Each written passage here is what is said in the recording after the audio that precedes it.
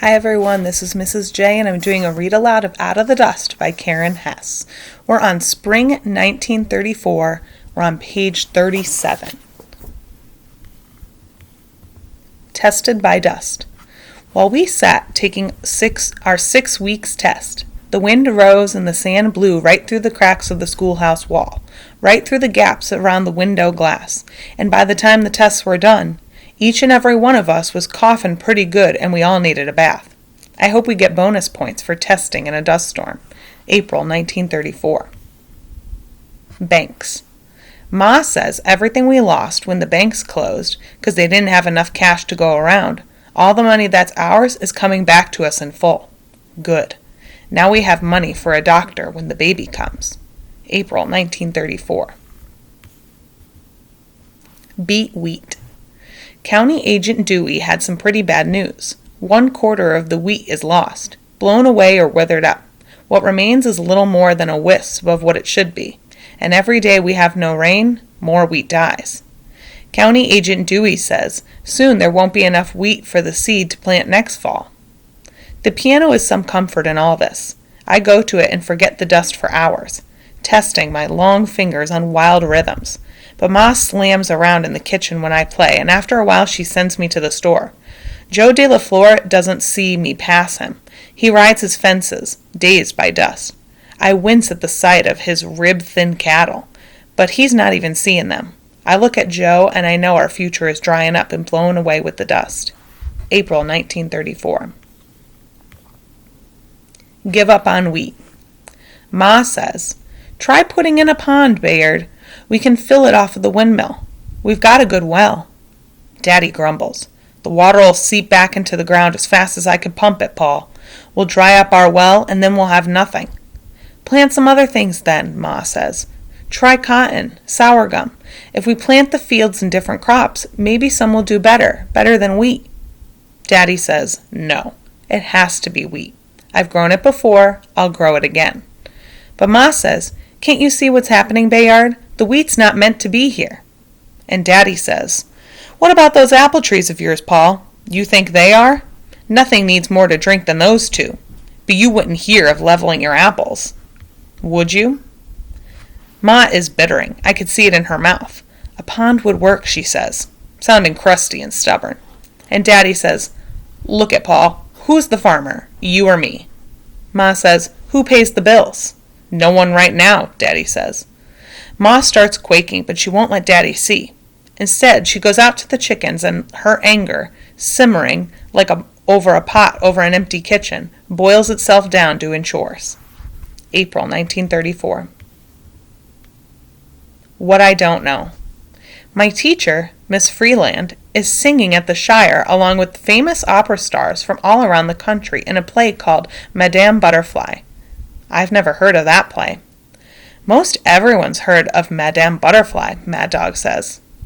How does that singing plowboy know something I don't?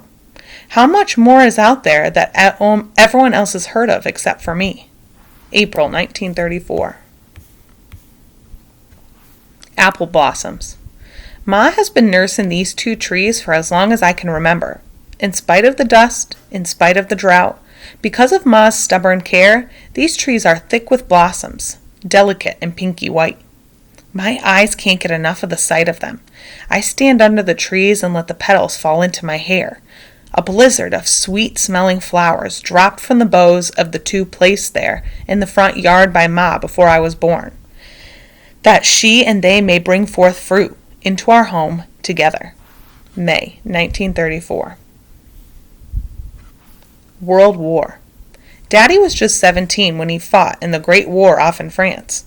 There's not much he's willing to say about those days, except about the poppies. He remembers the poppies, red on the graves of the dead. Daddy says the war tore France up worse than a tornado, worse than a dust storm. But no matter, the wild poppies bloomed on the trail of the fighting, brightening the French countryside. I wish I could see the poppies growing out of this dust. May 1934. Apples. Ma's apple blossoms have turned to hard green balls. To eat them now, so tart, would turn my mouth inside out, would make my stomach groan. But in just a couple months after the baby is born, Those apples will be ready, and we'll make pies and sauce and pudding and dumplings and cake and cobbler, and just have plain apples to take to school and slice with my pocket knife and eat one juicy piece at a time until my mouth is clean and fresh and my breath is nothing but apple. June 1934. Dust and rain. On Sunday, winds came, bringing a red dust like prairie fire, hot and peppery, searing the inside of my nose, the whites of my eyes, roaring dust, turning the day from sunlight to midnight. And as the dust left, rain came, rain that was no blessing. It came too hard, too fast, and washed the soil away, washed the wheat away with it. Now little remains of Daddy's hard work, and the only choice he has is to give up or to start all over again. At the Strong Ranch, they didn't get a single drop, so who fared better? Ma looks out the window at her apple trees. Hard green balls have dropped to the ground, but there are enough left, enough for a small harvest, if we lose no more. June 1934. Harvest. The combines have started moving across the fields, bringing in wheat, whatever has managed to grow. Mr. Tuttle delivered the first load to town, selling it for 73 cents a bushel. Not bad. Mr. Chafin, Mr. Haverstick, and Mr. French. They delivered their harvest, too, dropping it at Joyce City Grain Elevator. Daddy asked Mr. Haverstick how things looked, and Mr. Haverstick said he figures he took 8 bushels off of a 20-bushel acre. If Daddy gets 5 bushels to his acre, it'll be a miracle. June 1934. On the road with Arley. Here's the way I figure it. My place in the world is at the piano. I'm earning a little money playing, thanks to Arley Wanderdale.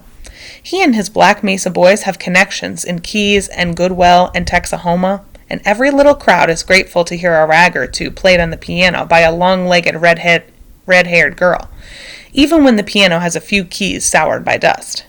At first Ma crossed her arms against her chest and stared me down, hard-jawed and sharp, and said I couldn't go.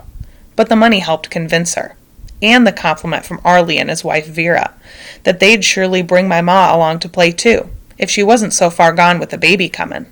Ma said okay, but only for the summer, and only if she didn't hear me gripe about how tired I was, or see me dragging my back end around, or have to call me twice upon in a morning, or find my farm chores falling down, and only if Arley's wife Vera kept an eye on me.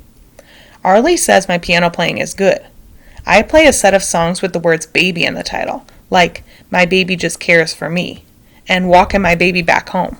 I picked those songs for Ma on purpose, and the folks that come to hear Arley's band, they like them fine. Arley pays in dimes. Ma's putting away my earnings, I don't know where, saving it to send me to school in a few years. The money doesn't matter to me. I'd play for nothing. When I'm with Arley and the boys, we forget about the dust. We're flying down the road in Arley's car, singing, laying our voices on top of the beat Miller Rice plays in the back of Arley's seat. And sometimes Vera up front chirps crazy notes with no words, and the sounds she makes seem just about amazing.